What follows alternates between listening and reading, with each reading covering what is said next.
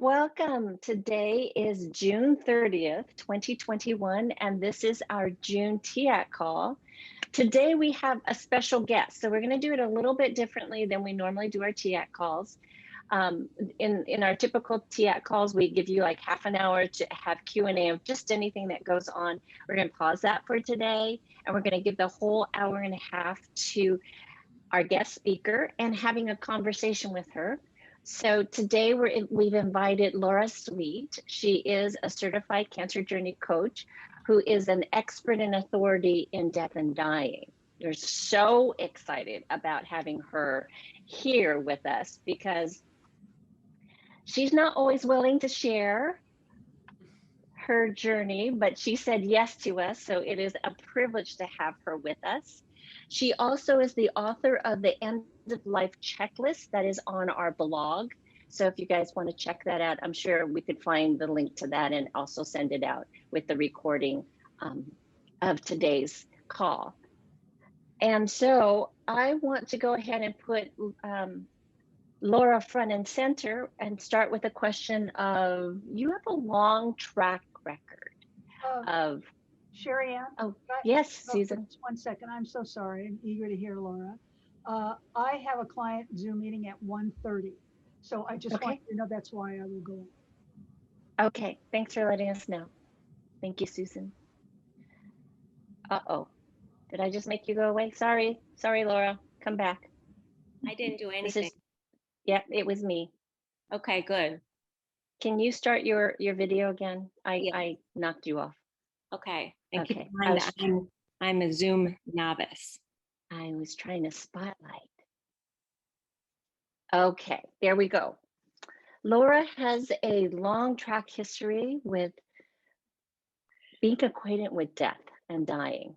And so, Laura, can you just share with us your road? Yes. Your history.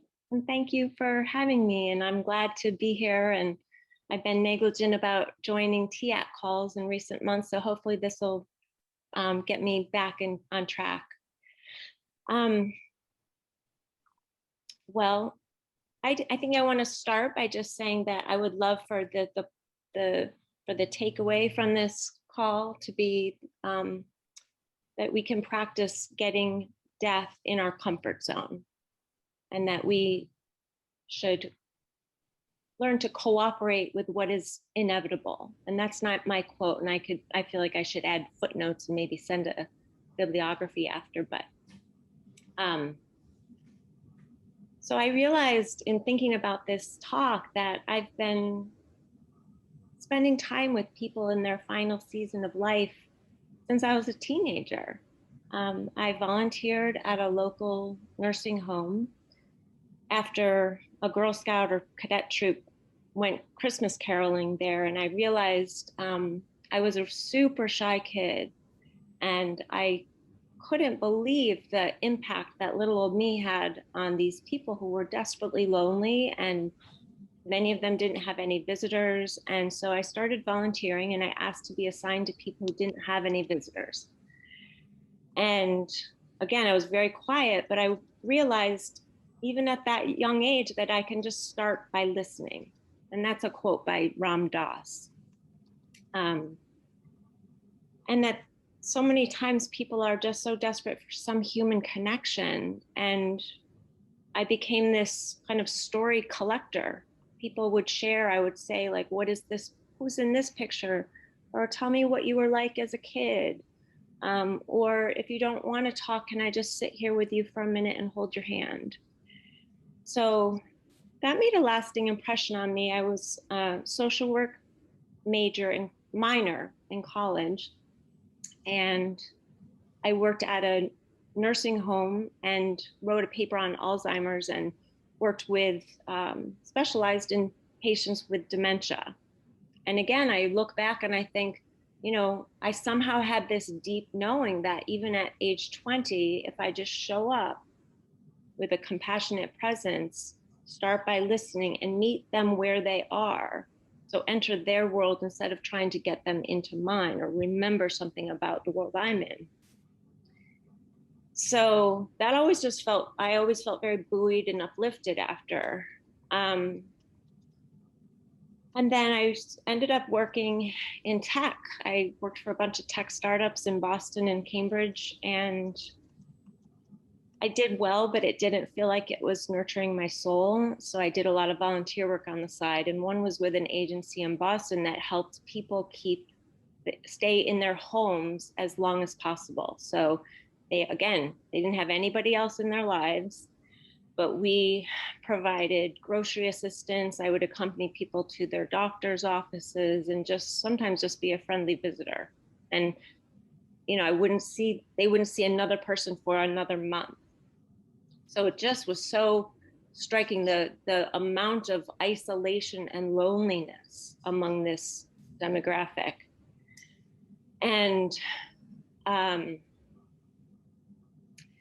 then I started having medical challenges and needed some surgeries for endometriosis, and moved out to California and decided, okay, I'm not really up for working because of my medical challenges, but I don't know anybody. I was here with my now ex-husband, but I don't know a soul in California, and I need to get some connections. So I became a hospice volunteer, and I made some friends during that training. And what I learned from being with people who are dying is that everything gets diluted down to what matters most. And nothing, if you've spent time with somebody who has cancer or a serious illness or they're dying, they're not going to mince words. And so we really get to the heart and the core and the marrow of life, and truth and beauty and intimacy, and yes, upset and grief and loss, but it forces people into the present. And so I remember distinctly leaving my first hospice client and coming home and pulling into the nearby Target parking lot. And lo and behold, there were these gorgeous, in full bloom, red bud trees that took my breath away. And I had been going through so many hardships in my personal life that I felt heavy and perhaps even depressed. And this just lit me up. I don't remember ever seeing something so breathtakingly beautiful. And it was the trees at Target. And I realized that this bubble, this pocket that I'm in when I'm with people who are dying, is now traveling with me. And now I get to benefit from having these like rose-colored glasses on and feeling some revitalization and some vibrancy, and feeling like my light, which I had allowed to be dimmed, was getting brighter. I didn't expect that. I wasn't sure if being a hospice volunteer would cause a lot of anguish, but it didn't. I knew I could tell from the very first visit that I was adding value. And just, my one client had shouted up to her daughter to open the window up there, and we opened the sliding door in the living room where her hospital bed was, and her face just looked like the embodiment of joy, because she said, a crossbreeds. And I thought, if we savor every simple life, the simplest things in life, what's possible? Because it felt really exciting and beautiful and life-changing. So then I thought I had become a hospice volunteer because I was motivated by that program, started in Oregon by a hospital.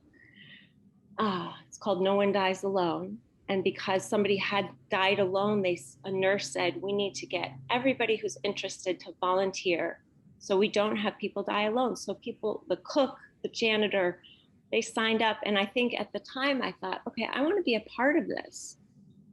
But I realized in retrospect, I became a hospice volunteer because at that time, my mom's cancer had returned, and it was in her bones. She was given just a few years to live.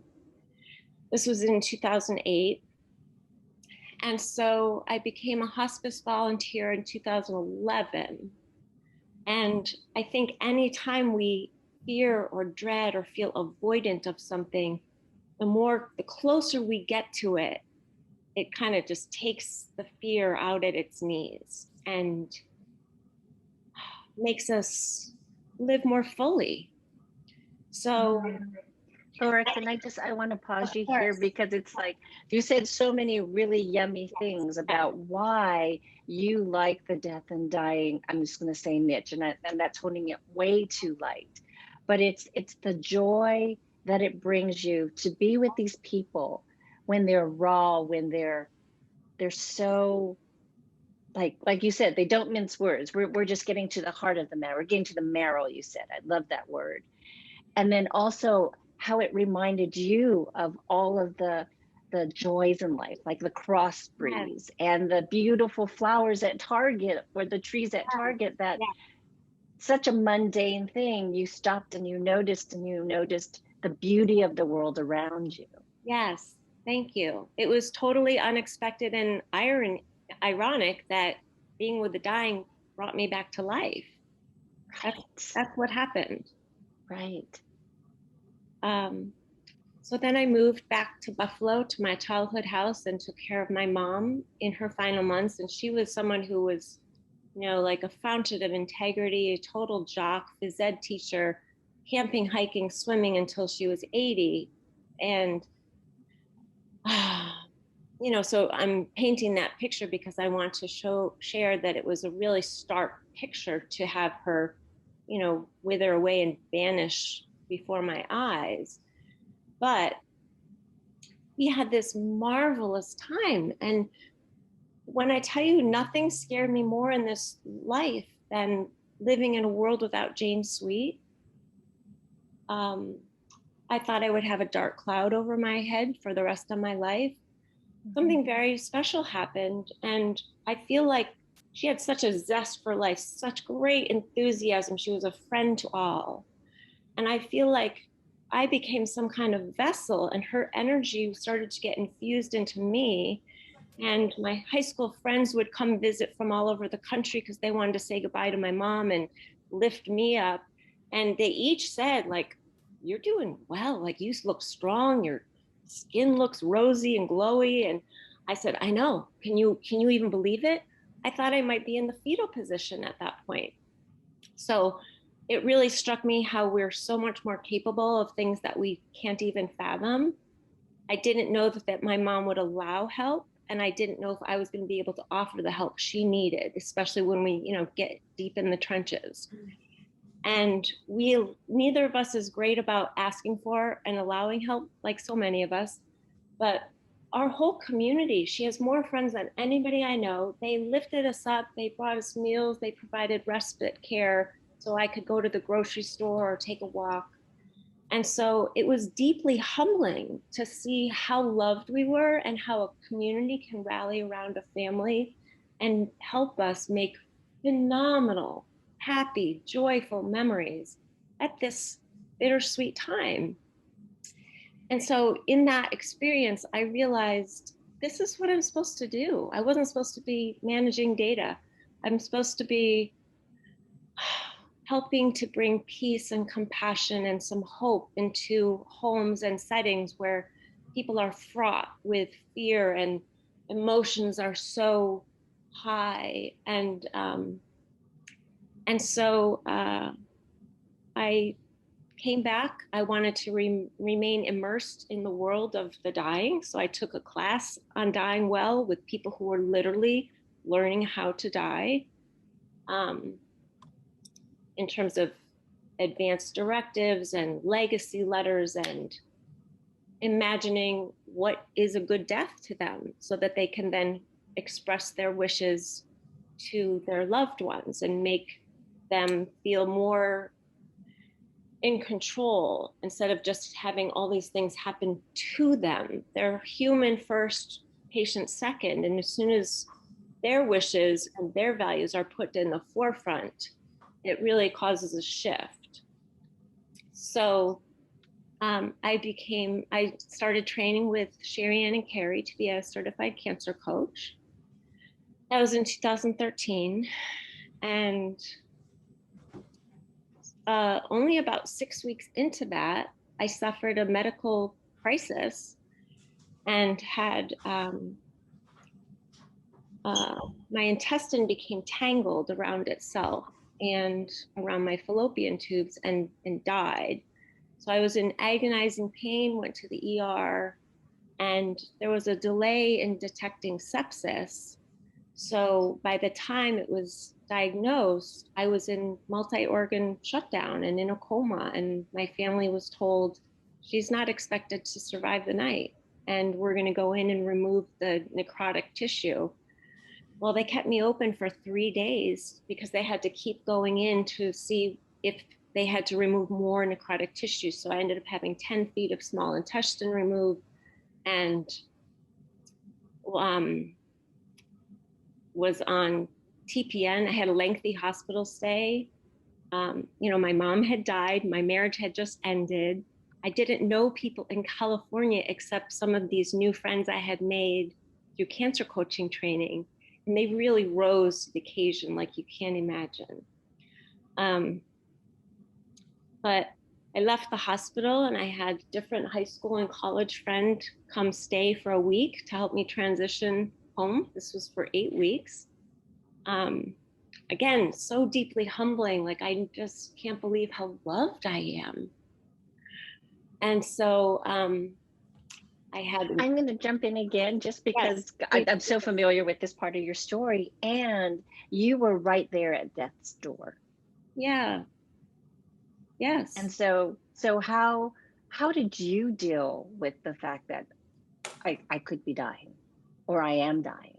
Well, it was really remarkable, Sherry Ann, because I remember this like intense, like flurry of activity, many voices, when a charge nurse, a nurse named Mercy was the one who said, I think she has sepsis. So they called the surgeon on call, and suddenly at 3:30 in the morning, get him all alone. I'm being whisked into surgery, and this surgeon who saved my life, he fashioned a small intestine for me with the remaining viable tissue. Was very sweet and tried to be very calm, but he's at my head and he says, we have to go in and operate. You might have an ostomy. It might be temporary. It might not. You're in very grave condition. We need to call your family immediately and tell them how grave this condition is. Mm-hmm. And I just remember being very calm. I stared at the ceiling and I listened to all the flurry of intense activity. And I just remember thinking, okay, well, I'm either going to join mom in whatever energetic realm she's in, or I get to finally do what my passion and my heart and my skills call for, which is cancer coaching and just helping people understand that they are much more than their illness. And so I don't know why I was in such a state of full acceptance, but that's where I was. Thank you. And then you were talking about the love that you felt. Yeah. And so my next question, if I could just frame it, was when you were there and you were calm, but I'm sure everybody around you is like, oh my God, Laura's dying. What did you need? Just because it's kind of nice to ask the patient, like, what do you need? Somebody who's really aware in that moment when you know you're feeling like death is imminent. I didn't feel like I needed anything. I was glad the surgeon was holding my hand, but I really felt like, okay, let's do this one way or the other. I wasn't attached to either outcome. Okay. So then I've had a lot of suffering since then and setbacks related to this short bowel that I have.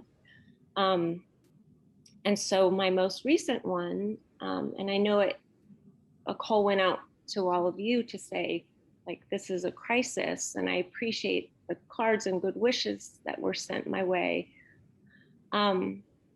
Things felt dire. I didn't feel like it was survivable. I lost the ability to eat for 3.5 months. I was on a liquid diet. If I tried to eat anything, I had painful vomiting. I was up all night, There were 18 of these attacks. 12, I should have gone to the ER. I only went for 3.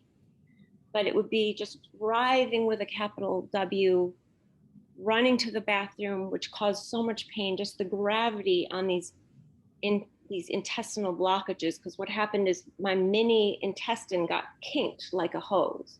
So it just expelled any food that I gave my body. Mm-hmm. So I lost 20 pounds. I don't have a pound to spare since I've been a short bowel patient. I was weak. I started to think, well, I need a home aide. I can't fold my laundry or make my scrambled eggs. What's going to become of me? And I really started to ponder quality of life. And I was telling these doctors, like, I need you to know, I know I'm looking well and I'm smiling and look bright and cheerful, but this is a dire emergency. This is a crisis. I don't think I can survive this pain and weight loss. So I had a hospital stay again, all alone due to the COVID protocol. Had a number of tests and, everything from an endoscopy to nuclear medicine. And I had a team of GI doctors come in and say, we have some sobering news. We're confident that you have a cancerous liver tumor and it is clotting your portal vein. And again, I was remarkably calm. I didn't cry. I don't think my expression changed. My underarms sweat a whole lot. I'm not a big sweater. And they said, we're going to have you meet with an oncologist this afternoon, and we're referring you to the tumor board at UCSF. They will treat you. They're the experts. So this was all a lot of information. I'm all alone. I haven't eaten. I'm on a nothing by mouth order. And I'm in pain. So I said, do you mind me calling my sister and just having you repeat what you said?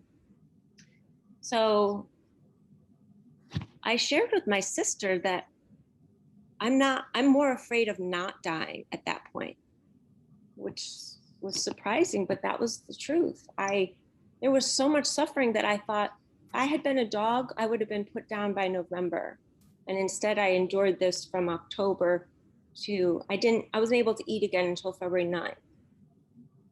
So somehow, remarkably, miraculously, I had a surgery scheduled. I was able to start eating again February 9th. Like, you're never going to make me afraid to try to eat. Eating is my number one joy and pleasure in this world.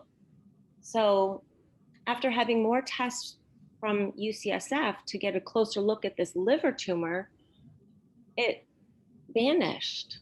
There was no liver tumor. The clotted portal vein was no longer clotted. It resolved itself.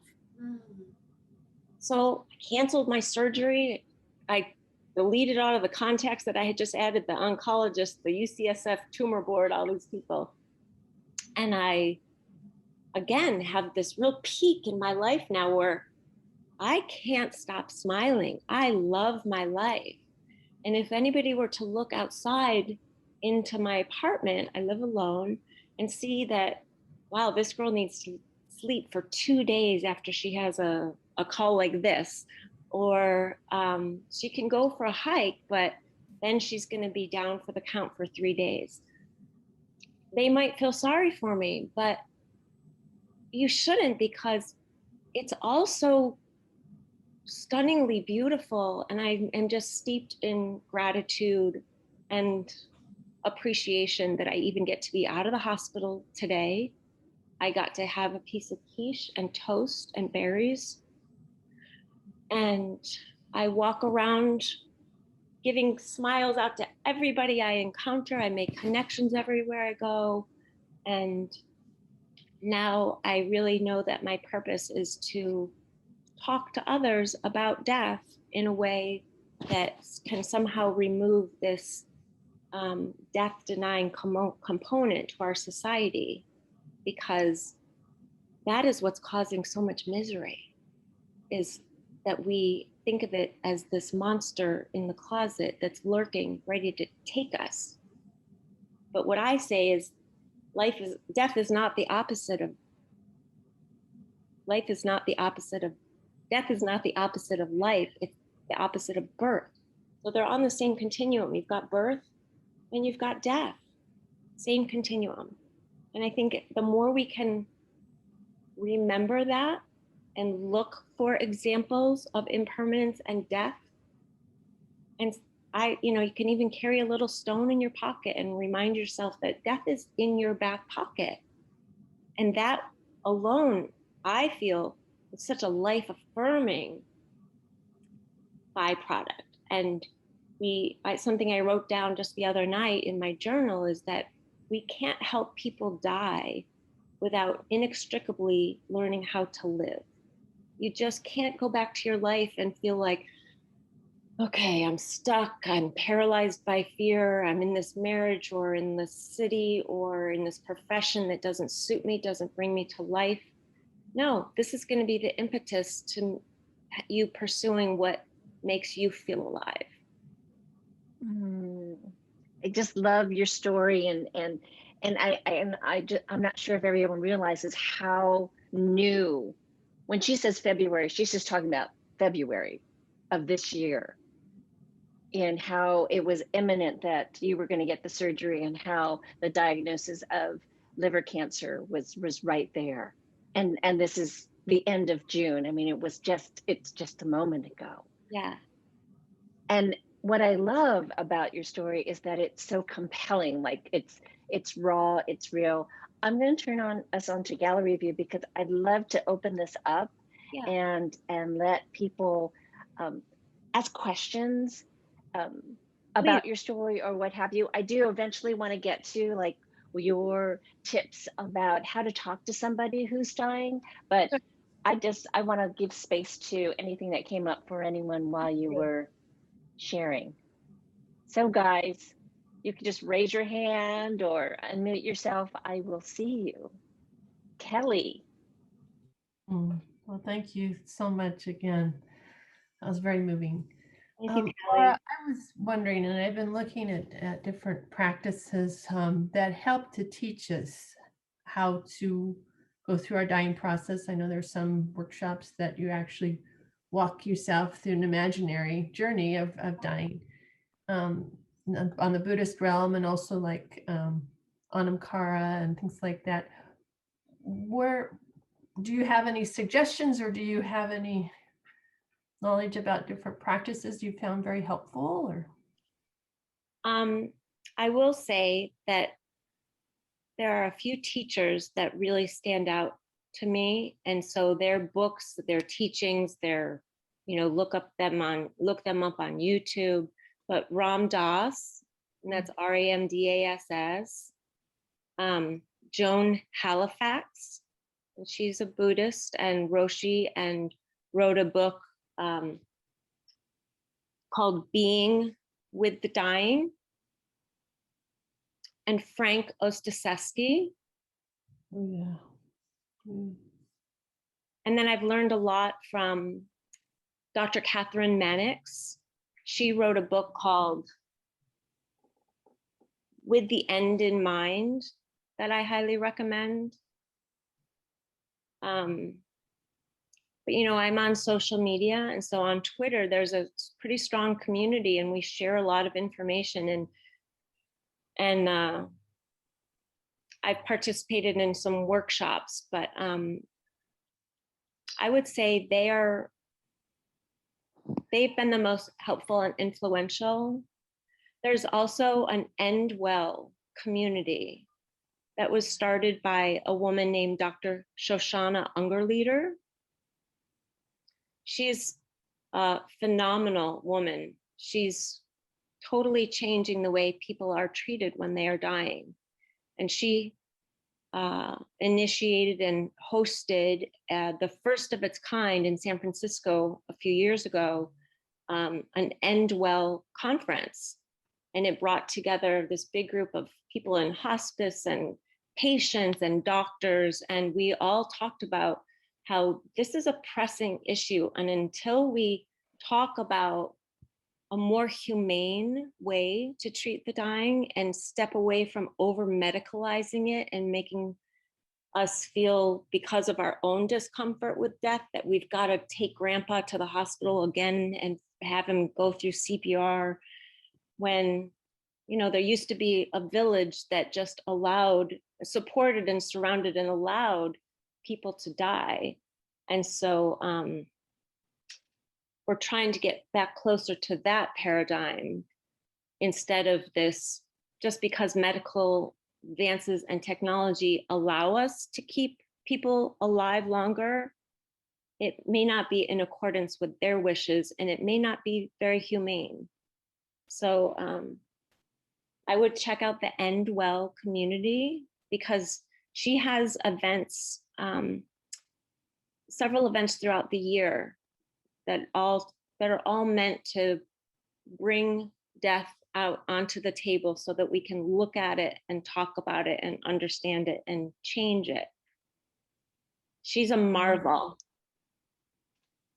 Thank you. Laura. Amy, sounds like you wanted to ask a question. Yes, hi. Yes, Amy. hi. Nice to meet you. Nice to meet you too, Amy. Thanks for your story. It's fabulous. I have 3 clients right now who are terminal cancer patients, and all 3 of them share the same fear of the process of dying. And when you said that they're afraid you were afraid you might not die, that has been said by all 3 of them. But the fear is not in the death event itself, it's what's going to happen to them up to that point. What suggestions do you have for, none of them are in hospice, but they're still taking their medication, and they're, so they're not quite ready for that route yet, but they ponder, and we do talk a lot about the process of dying. Is it going to hurt? Am I going to be, able to function? Yeah. What's my family going to do? And I appreciate the question, and I don't think there's a person that doesn't have those fears, especially when they're facing their own mortality. And what I would say is that just like birth, there's labor involved in death. And it doesn't have to be painful or undignified. I was able to recognize through agitation when my mom was in pain during her final couple of nights, and I knew just what to do and insert the morphine in anywhere near her mouth. And what I would say is that, well, something I find reassuring is that our bodies know exactly what to do, and that's important to keep in mind. So just like we say that women can give birth if they had to out in a field by themselves. Well, we know how to die. And it's more allowing it. It's this resistance and trying to meet the needs of our loved ones, to try and go to one last family dinner, or even though we've stopped eating, when when their best friend comes over and says, do you want to have ice cream on the night before she dies? My mom said yes, but she didn't want ice cream. She had stopped eating days before. And so it caused this, then I'm left with the aftermath of that, which actually required a hospice nurse to come and help with get some secretions out. So I guess what I'm saying is that they can trust that their bodies know what to do. Hospice volunteers and nurses and their medical team will do everything they can to make sure that their wishes are honored, and that they are not that their pain is mitigated as much as possible. And I think it's just a matter of reminding people that, I'm not oversimplifying this, but I'm saying that there's this slipping away, and sleep becomes something a little different than sleep, but you sleep more and more and your needs are less. And then once you get to that point, what it seems apparent to me is that there's no longer this fear. Suddenly there's a surrender, and the dying don't feel as tethered to the people who are still living, holding their hand. They're ready to slip away. My mom said in her final conversation to me, I don't know what's around the bend, but she said it in that light voice. There was, she was resolute, but she wasn't frightened. She sounded very accepting. And I remember telling her, like, you have, all I know is that wherever you go, you add warmth and joy and love and community. So I know you're going to take that wherever you go. Yeah. Thank you. That was great. Good. You're welcome. I love how you said that because it reminds me of the Cancer Journey Roadmap. Yeah. And just so you guys know, Laura and I, we just bought the URL of the Death Journey Roadmap. And so we're going to try to create that. And when you said, you know, the surrendering just reminded me of the pit where it's like, Yeah. what's no longer serving me? Yes. And then when you do that, the allies are there, and then breakthrough happens, and then transformation. So like, whew, I'm getting goosebumps right now when we're talking about it. It feels like that journey. And if we could let the dying know that there is this journey, and it is a rising and a ascension. Yes. Yes. And as Ram Dass, if you'll indulge me with another of his quote, he says, death is safe. Death can actually be viewed as an ally. You know, it has for me, because the consequence of, I'll give you an example of me becoming an adult orphan last year. My dad died during the pandemic, alone, I might add. No family was able to be with him. There's been a really beautiful outcome in terms of my sisters and me. And the first crisis that we faced, since we are just the oldest generation and all we have is each other, was my medical crisis. And let me tell you, my sisters held me up in a way. I mean, they were so loving and attentive. My one sister said, you know, we can update Dad's house and have you move back to Buffalo, where you have a ton of support and you can go to treatment at Dana-Farber Cancer Center.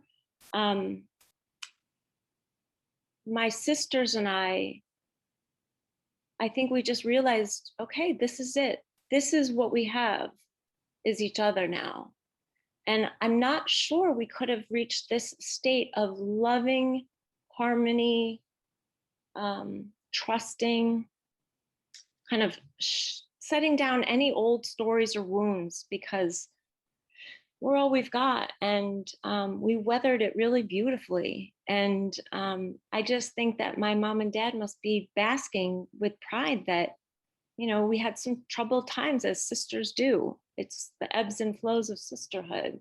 And I think they just must be so proud that, you know, I would imagine, I'm not a parent, but I would imagine as a parent, all you want is your kids to be happy and to lean on each other.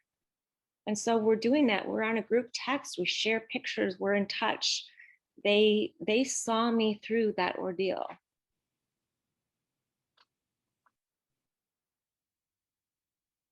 So who else? Naomi. Oh, okay. Well, I'm just really soaking all of this in. Thank you so much, Laura. And You're welcome. thank you for doing this topic.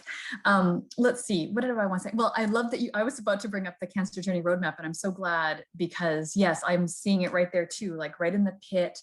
And also kind of, I'm thinking of like the sadness and grieving that happens with letting go, you know, that might happen in that pit.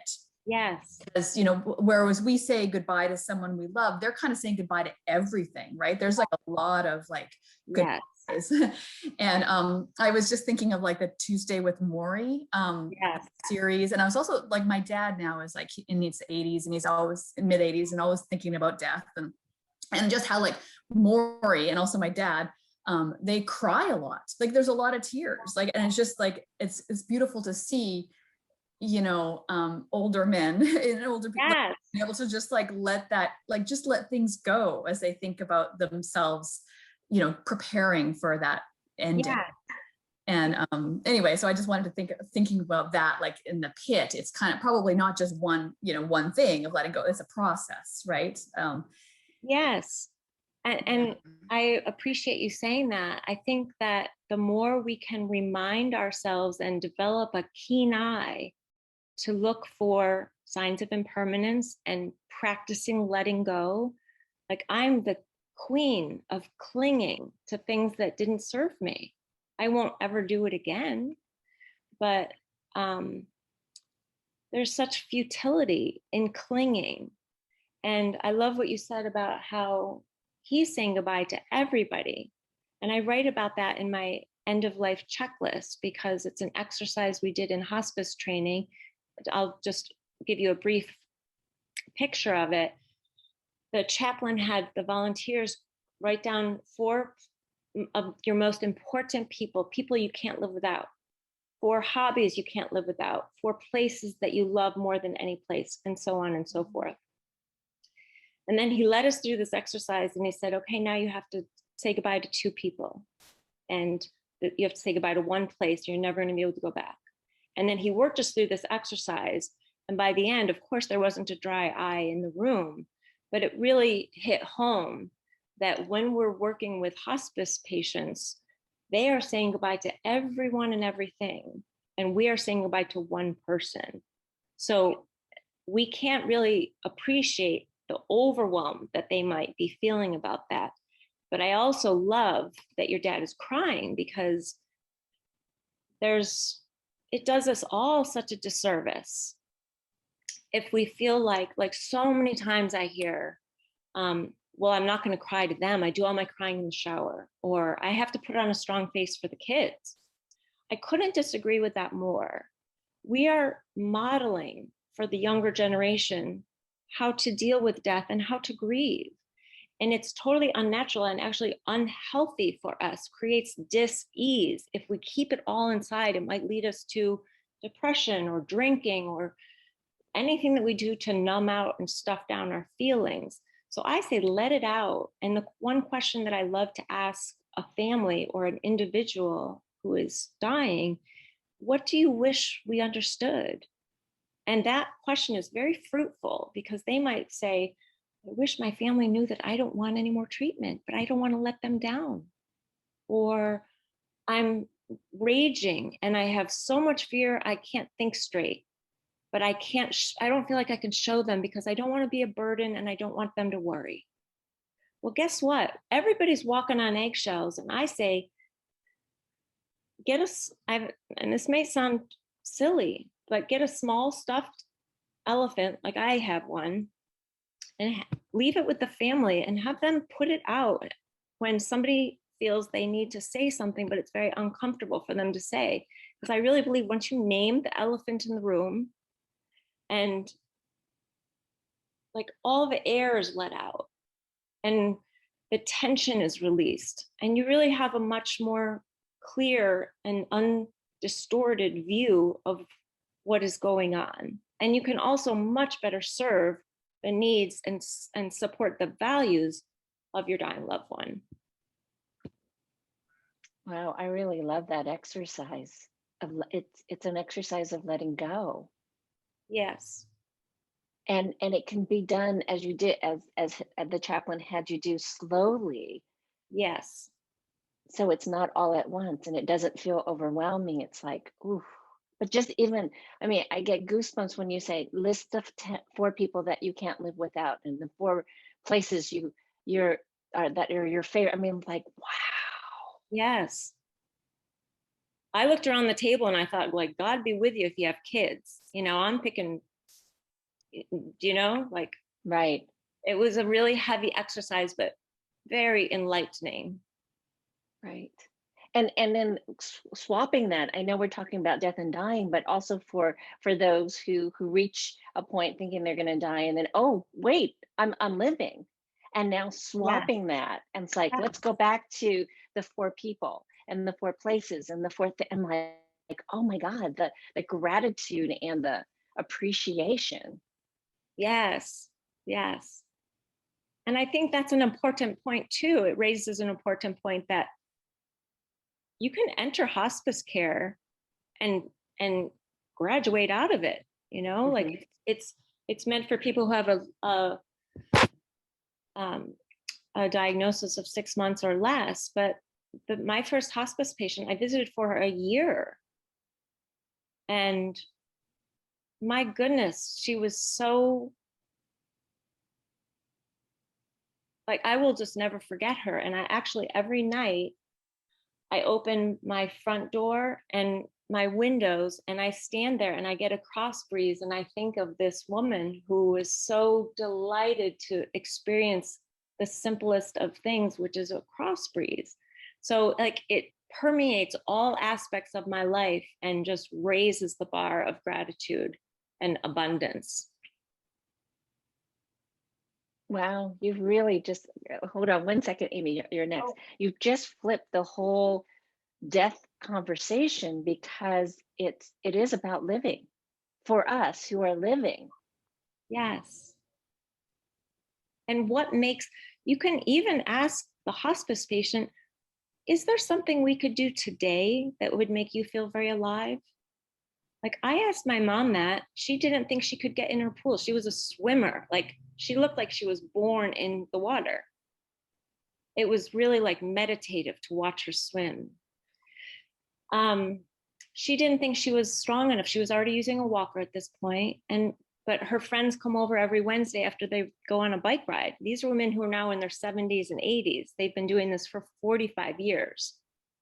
And they've seen each other through life and death and cancer and illness and you name it. So they've also modeled for me the power of female friendship and community support. She didn't think she could get in the pool one more time. But I said, what if we just try it? And there's gravity, you know, the water will hold you up. So I have this wonderful picture of my mom and I arm in arm. And when we got her to bed that day, she said, today was a good day. And so there are little things that if you give the patient, the human, I really want people to see them as human, like have a picture of them around when they were doing something they loved, biking, swimming with their grandkids, whatever, so that all the medical staff that comes in sees, oh, this is Audrey, not this shell of a woman who's having all these things poked and prodded. This is Audrey. And ask, what were you like before your diagnosis? Wait, let me just pause there, because that's a really cool question when, as a coach, you're working with somebody who is dealing with their death, and it's like, what did, say that question again that you just asked. Tell me about who you were. What kind of person were you before your diagnosis? And you'd be amazed at the stories that come out. I mean, that really give you a sense of their humanity and what their passions were. And then try and figure out, okay, how can we make them feel like they have a little more control? I mean, as little as asking my mom, what do you want to eat? Do you want this or this? You know, we had a drought in Buffalo the summer I was there. And so my form of respite care was to go out and water the lawn. We had a well. And so all these other houses were dry as can be, parched lawns, and mine looked lush. And I mean, it's obvious that I couldn't keep alive my dear mom in the house, but I was keeping the landscaping alive. But I would ask her, okay, Mom, which tree do you want me to go water today? Why don't you get the Japanese red maple and the oak? You know, just have them feel like they are participating and have some power and control over what is happening, because so much of their power and control has ceased. Mm-hmm. Thank you. All right, Amy, you're up. Well, actually, that was kind of just in line with my question. You know, as you know, you went through the cancer coaching program, all of us did. Yes. And if in your experience with hospice and your experience with death and dying and all of this, how do you think we as coaches can best serve patients who are in the process of battling terminal cancer? Treatments may last 6 months, may last another year, they don't really know. You know, I heard you say, tell me more about who you were before your diagnosis. And, you know, obviously we all know the listening and the, Yeah. all of those things that we've been taught, but what insights have you gained from having all these various experiences? Yeah. Thanks, Amy. What I would say is that you would be surprised, or maybe you wouldn't because you're in this field, how many friends run for the hills when they learn that their friend is dying. And no judgment. I think we all have our own way of dealing with death and illness. But because and until we make death something more comfortable for us to talk about, people are going to feel alienated and isolated. So I would just say, make them feel like they have a safe place, a safe haven with you to let it all hang out. They still might not be ready to burst into tears or rage in front of their spouse or partner or kids or whomever. But we, as neutral people, what I realized in my very first hospice patient visit was she started venting to me about her daughter being grumpy that day. And I realized immediately, oh, I'm entering this setting with no family baggage. I'm coming in as just somebody who's here to witness and accompany.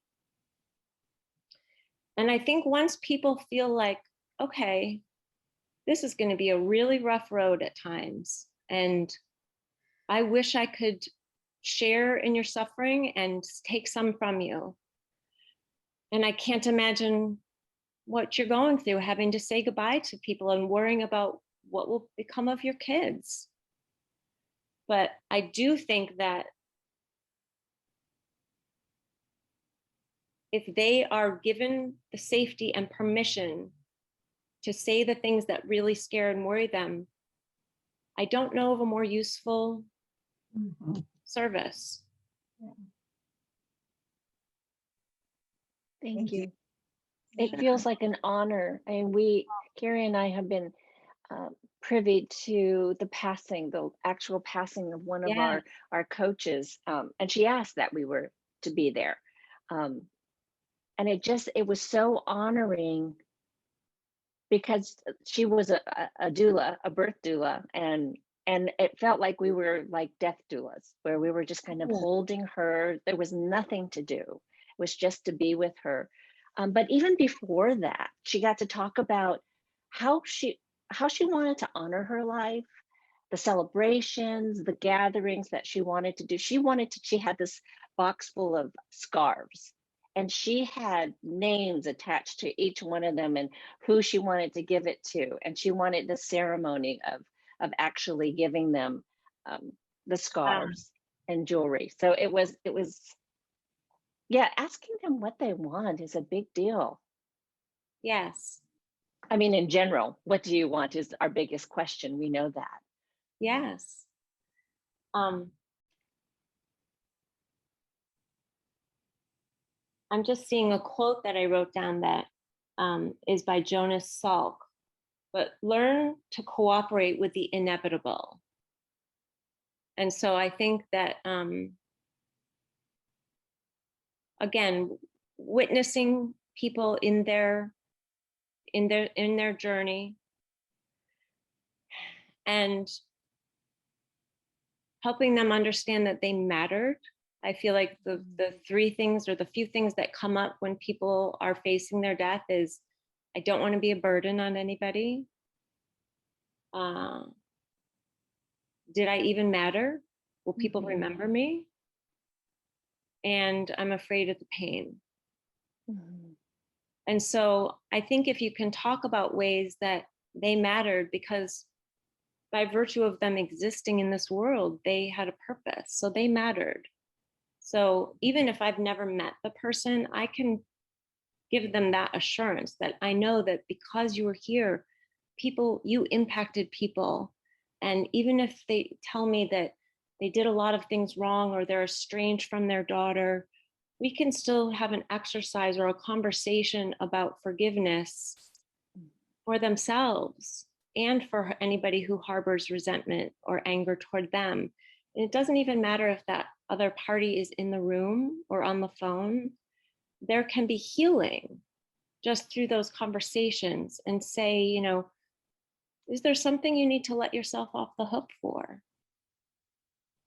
Because by giving ourselves permission, we invariably have to then extend it to others because we want it. So we have to share it. And so I think in this zone, this sacred zone and bubble, I mean, you feel it, you go, I felt it before I entered the house of my first hospice patient. I said, you know, it just felt like there was this aura. And I said, okay, let's just try and be peace and bring peace. And yeah, I guess I might be rambling a little. No, it's all valuable. Thank you. Naomi.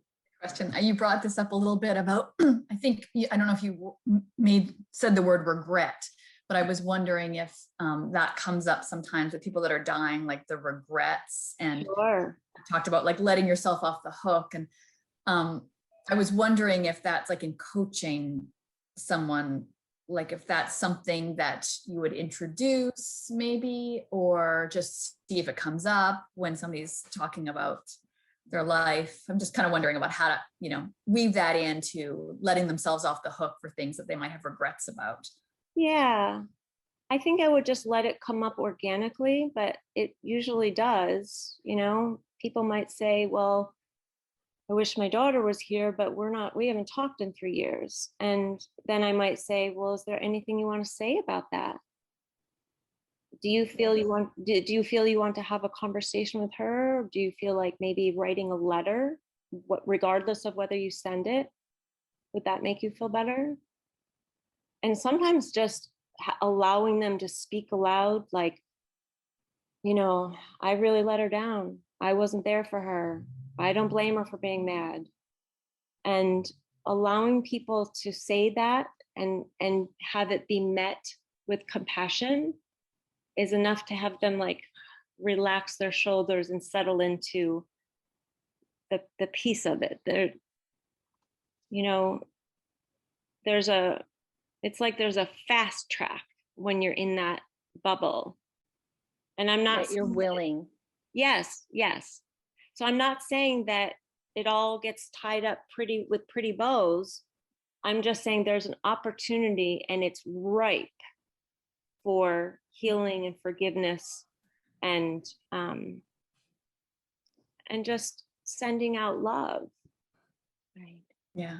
I almost see like, you know, there's the dream wheel that we have, but I almost see like how you can use something like that in the end of life, not like a regret wheel, but like kind of like tying up loose ends, you know, like a loose end wheel or something like that, where you can kind of look at the form and function of how is there something you can do right now in this moment to get closure. I like that. I like thinking about how to apply the form and function to that. Like, is there something that can be done? Like my mom had a little bit of a rift with a friend that she knew for many, many years. And it bothered my mom that this woman was not showing up in any capacity. And she was in this bike group that's 60 people strong. And I intervened. I don't know if this was appropriate, but I intervened because I know the woman, she's watched me grow up. And I said, it would really mean a lot if you came by to see my mom. And so she showed up and my mom was like, well.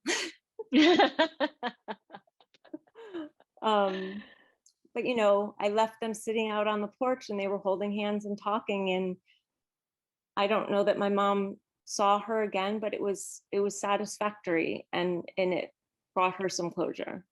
Yeah, I could really see the willingness for forgiveness of whatever, of the regrets. And so what comes up for me, and just offer it to all you guys, is the forgiveness, the responsibility formula. Yes. And I could see that really powerful here. because you're forgiving yourself, because that's who you're taking with you. So Yes. Yeah, we have to let them shed that before they transcend this world. Yes. I also think there's a use for the tiers of emotion that we've been trained on, and sure. I've I have suggested to a household to have the chart out on their kitchen table and just mark. It doesn't have to be every day, but occasionally just mark where they are. And so, grandpa's angry today, so and so is scared, so and so is lost and lonely. And so you might be able to say to grandpa, I noticed you wrote that you indicated that you're angry. Is there anything more you want to say about that? Well, we don't have to feel compelled to fix it. It's just recognizing that that's where they are. And if he's lashing out or being short or being reclusive, we just need to allow that. But it's also really helpful to take the temperature of everybody in the household and be able to navigate that landscape with a little more knowledge. What I'm noticing, what you're saying, Laura, is that it's not that different than what we do as regular cancer journey coaches. Yes. However, it's about us, because it's us working with our issues, beliefs, or whatever with death and dying. And if we can just put that aside, or just be okay, we'll do whatever we need to do to be okay with death and dying, and just be there for our client, then there's that safe haven that we always create. Yeah, I think you hit the nail on the head. We cannot show up with our own agenda, like leave it in the car. And I'm talking about even if it's you and your mom is dying. I was afraid I wouldn't be able to ever get to the place where I didn't want to say, oh, but mom, please, the doctor said there's one more thing you could try. Or she said, enough.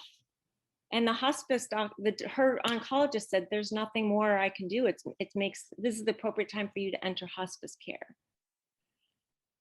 But, well, two things, just as an aside, I think many people regret not seeking hospice care earlier. There's much better and appropriate care in terms of psychosocial support, symptom management, and so forth in the palliative care that you get with hospice. And then in like the mainstream oncology cancer treatment. So I would say seek that out earlier than later, and know that you are not giving up. You're needing help, and your family, your caregivers are needing better help and support, different types of support than your oncologist perhaps can offer. But we can't have an agenda because it's not about us. We can't be attached to any outcome. And I felt like that when I got this, the temporary cancer diagnosis. I remember thinking, wow, therapy and nature walks and meditating and journaling has really done wonders, because I am not attached to any outcome. I might die from cancer. It was just like, okay, I'm surrendered. Let's figure this out. Let's ride this wave. And the image that comes to mind when I get like that. So I grew up in Buffalo, right on Lake Erie, and I had a friend, and we used to occasionally go out and just float on inner tubes. And it was just the most peaceful sensation. And that's the image that is conjured when I think about just surrendering to what is, instead of trying to control or manipulate life into what we think it should be. We have no control. We have no control. And everything is fleeting. And so I think once you really pay attention to all the signs of impermanence, it will only serve you well to remember that everything in life, no matter how much we treasure it and think we can't live without it, will leave us. It's all going to end. We'll all end up being stories. So you have to Mm. figure out, what do you want your story to be about?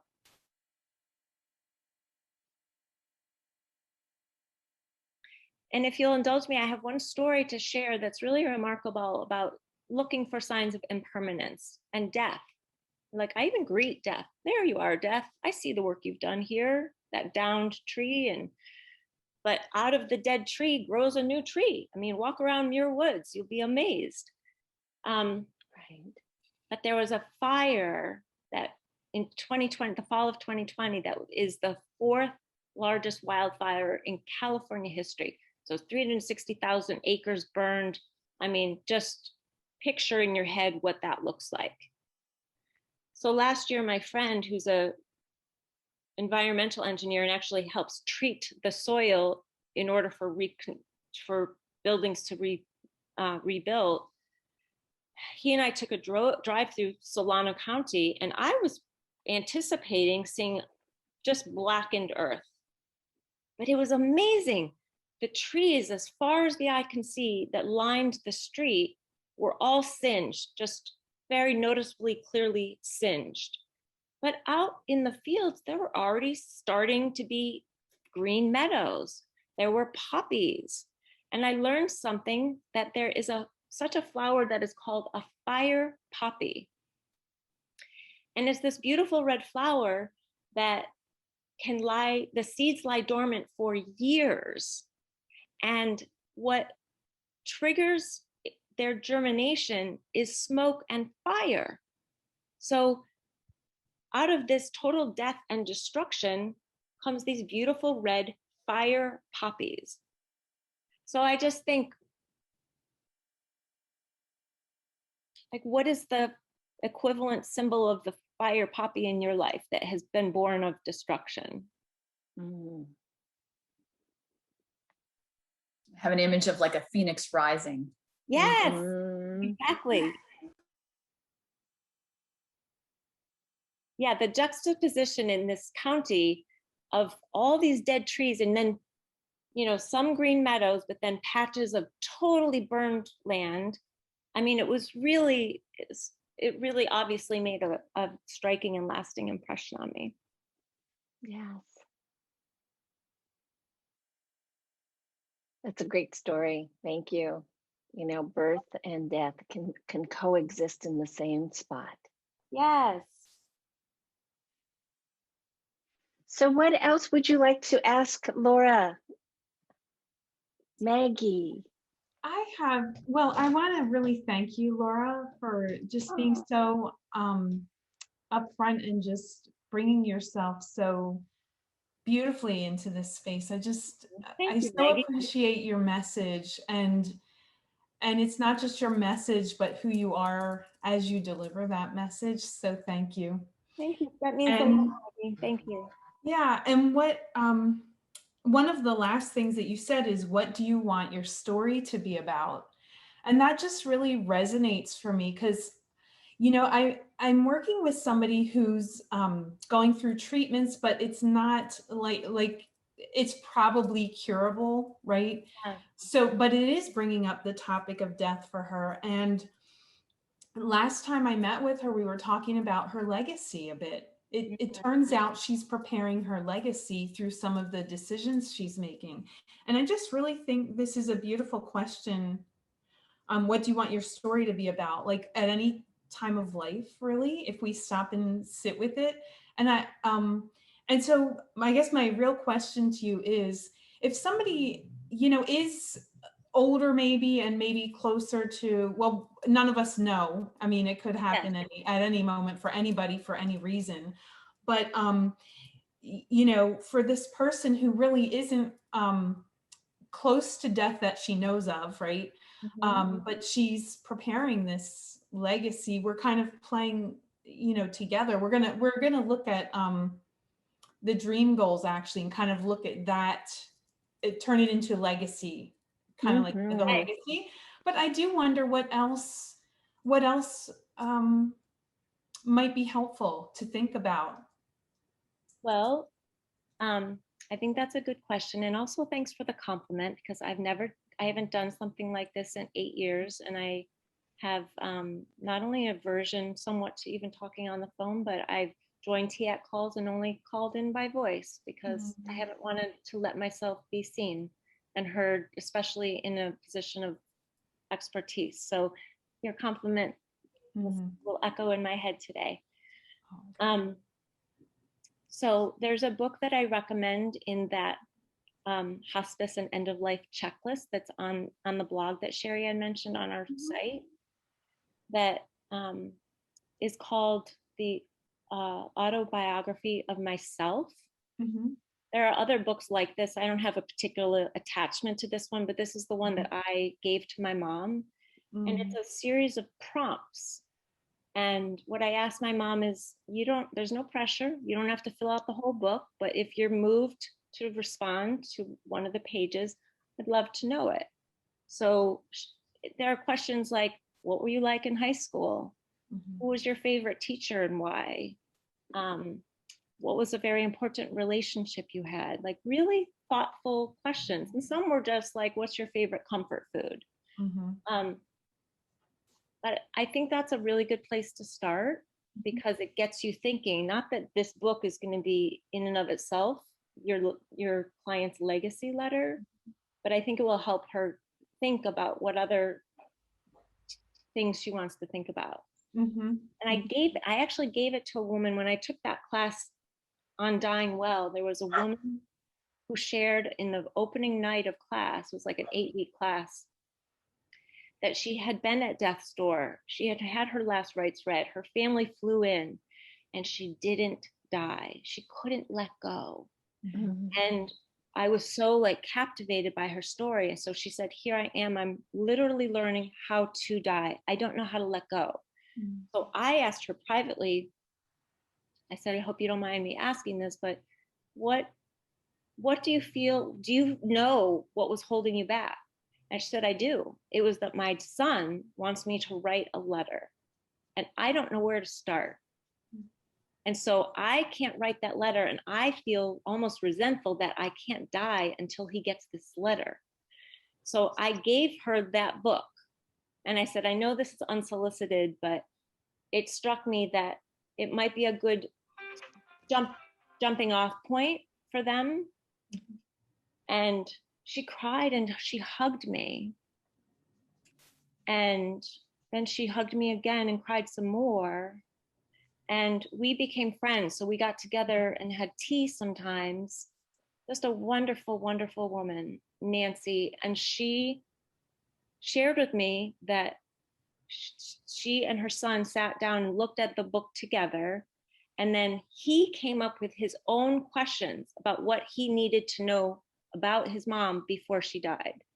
So that's how they worked that out. And she told me it was this great relief to both of them.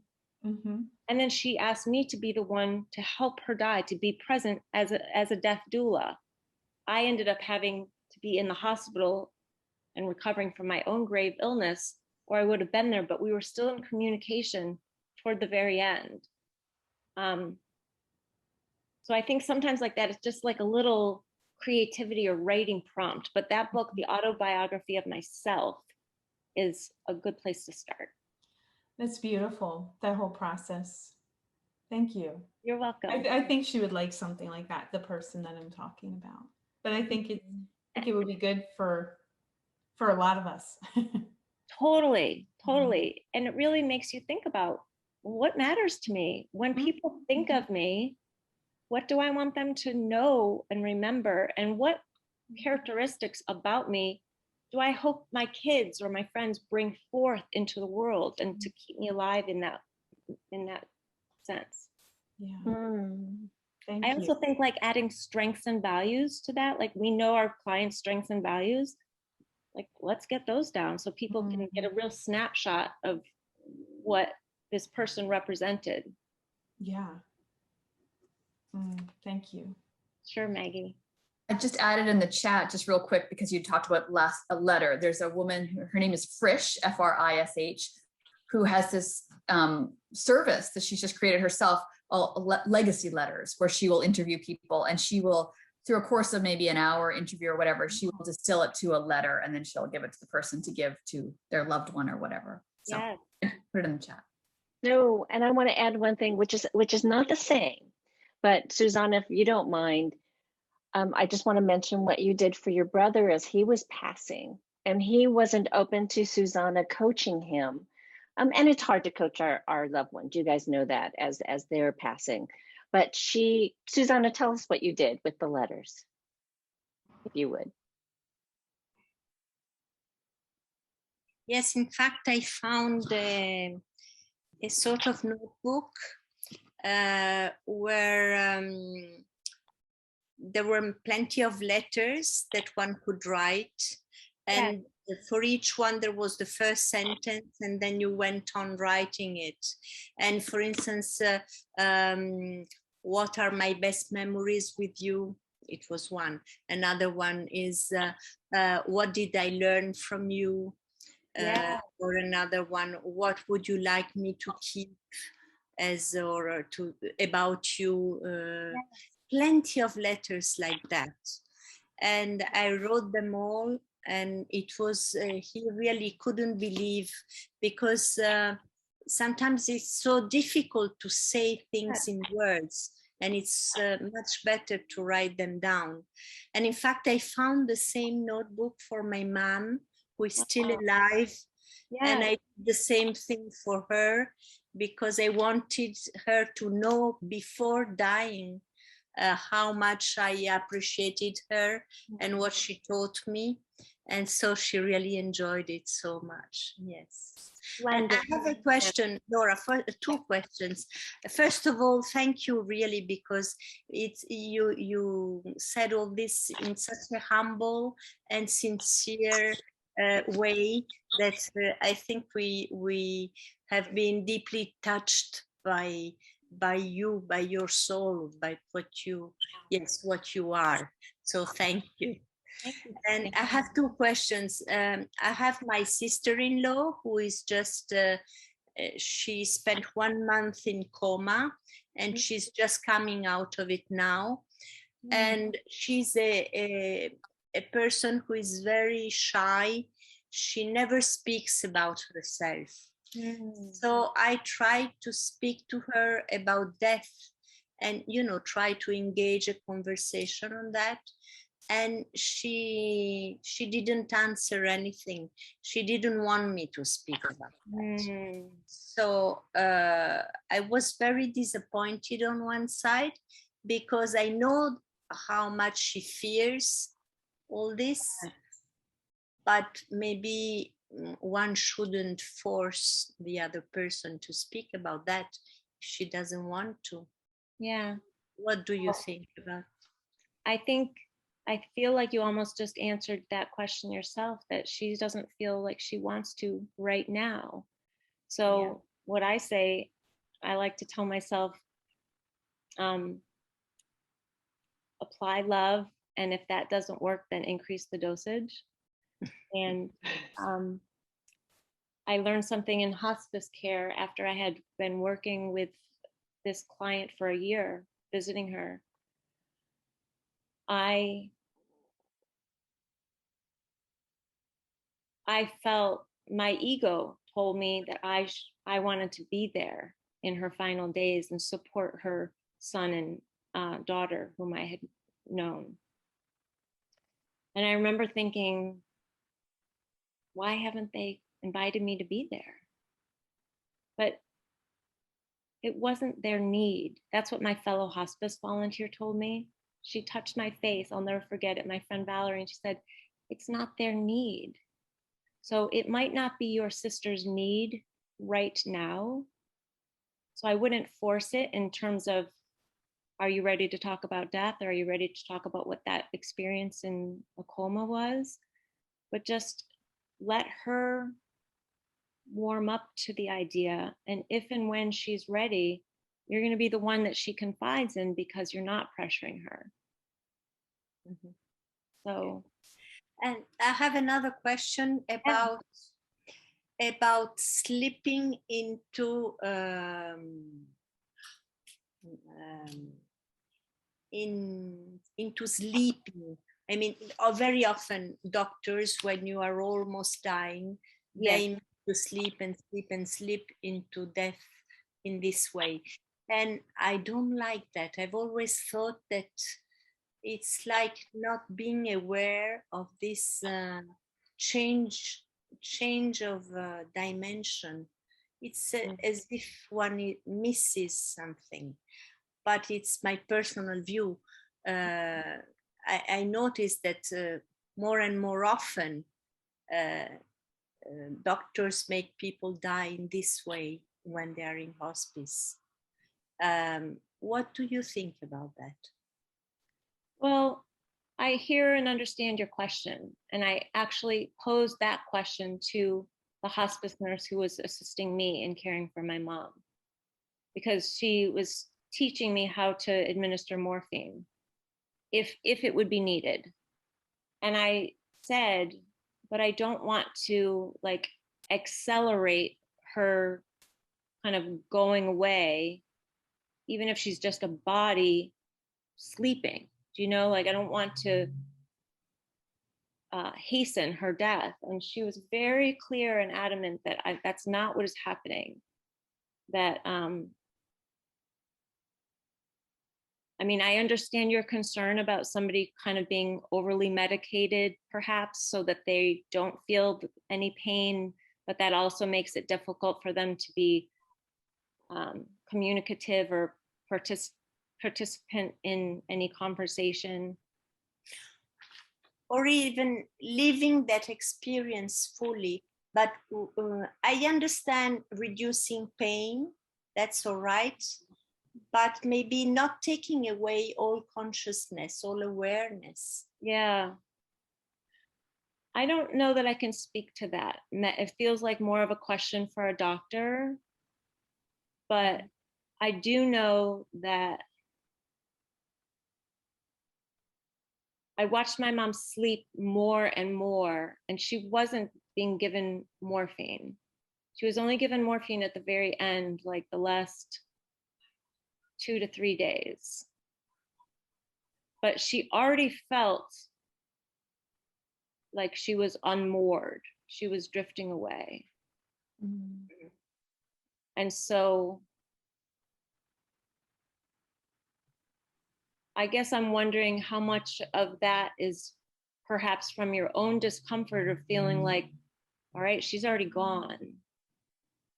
When we really just have to let it be and allow death to advance. Yeah, maybe. Mm-hmm. Okay, thank you, Laura. You're welcome, Susanna. Hi. Yolanda, yes. Hi. We have 2 minutes. You go. Okay, 2 minutes, real quick. I'm sorry I'm late, but this has been very enlightening, and I want to thank you. Not just sharing what you do, but the intimacy and that you have brought to it. Not being guarded and sharing, some of your deepest experiences and thoughts and feelings. Thank you. I appreciate that. I'm one who, and I've been kind of, tossing this at people think, as a cancer coach, I only coach people who are, going through treatment. They're going to be great afterwards. They're going to survive. Yeah. And that's not true. And it's hard to have that conversation. I said, well, no, I coach people who may not survive. Yeah. And it's hard to have that conversation ordinarily when we're all healthy, more or less when someone's going through something and they may not come out. And I believe people living their best life. And what I mean, even if it means that you're not going to be here, because we're all going to go. Mm-hmm. We're going to go. I just want them to live that and honor their wishes and their will, because when I feel like you said, when someone dies or is dying, or know they're going to die in passing, you want them to be at peace and fulfilled. And I don't think sometimes, like you said, families don't allow us to do that. Yeah. And for someone who had a problem with death, and, Sherry has coached me on that, because I was like afraid of dying. I was like, if I get in the car, or what if I have an accident, or, what if I, run off the road, or, I was just all like that. And I don't know if it's part of my mother passing or what, but the feeling that I know that my mother transitioned peacefully, and that and also people having forgiveness. When my father died, with my half sister, knowing that they made that whatever their peace was. Mm-hmm. Uh-oh. You froze, Jolanda. I just think that everybody needs to go through that, and for people to not be weighted down with things, that they next life, and be light and be prepared to enjoy that journey. Yeah, so you broke up a little bit in there, so I missed. So I just want to thank you. It's helpful for me also dealing with, some of my fears I had about that. Okay. I'm with, like I said, my fears, I was, like, oh, I'm going to die, and we're all going to die. But, I had my little thing about it. Like I said, I don't know if it's because my mother passing that triggered that, but help, the coaching I got from Sharon helped me through that. And also this here has helped me that, we are going to leave here, but let's leave here letting go of all that weight that we have in this world, and not transition to the next world with it. Yes, excellent point. And So, and move toward anything that feels like you're avoiding it, you're afraid of it. Move toward it. I became a hospice volunteer because I was terrified of going home to take care of my mom. Move toward it, and all of a sudden you will live more fully. And right. Death can actually be an ally. Yes. And it's a conversation that people don't want to have, but you've got to have it. Yeah. And the more we, contract our bodies and say, no, I won't hear it, I won't do it. Well, we're torturing ourselves. We're causing so much more misery than is needed. Right. Because I have a friend who she won't let her son go to a funeral. Yeah. I'm his own family member. I'm like, well, why are you doing that? I said, where's he going to be exposed? How's he going to understand? How's he going to ask you questions? Yeah. How's he going to get clarity? You need to let him experience it. However it affects him is however it's going to affect him. It may not be your experience. Everybody has their own experience, but she would not let him do that. Yeah, I agree wholeheartedly with what you're saying.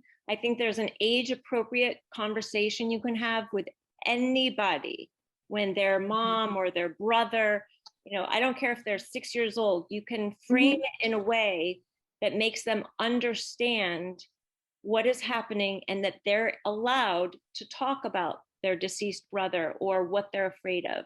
We are modeling how to do this for them. I mean, how many times do you hear a kid 40 years later say, well, after my mom died, we weren't allowed to talk about her, and I started drinking and I got depressed, and it's like we start to spiral. What if we give each other space and permission to talk about our grief, and to talk about and prepare our young people about death? All right, guys. Thank you, Laura. This has been fabulous. Something that Laura also does is death cafes, where there's a gathering to do exactly what you're talking about, Jolanda, to open the conversation, to have a place where people can come to change the whole paradigm and the conversation around death and dying. And maybe we can have Laura come back and help us figure out, well, how could we have death cafes? But for now, I'm very conscious that we hold time tightly, and that you guys have indulged and given us an hour and a half. And I just want to close it up by saying thank you, Laura. If there's anything that you guys want to say, just unmute yourself and go ahead. And I know. Thank you. Here's my dad's hat and my mom's hat. I brought them with me. Great. Thank you, everyone, for being here. Thank you for listening. Thank you so much. Go out and practice letting go and look for signs of impermanence. Yes. Love it. I love it. Thank you, Laura. Thank you. Thank you very much. Thank you for the cards and well wishes during this last setback. Hold on, Laura, stay with me. I'm just going to stop the recording.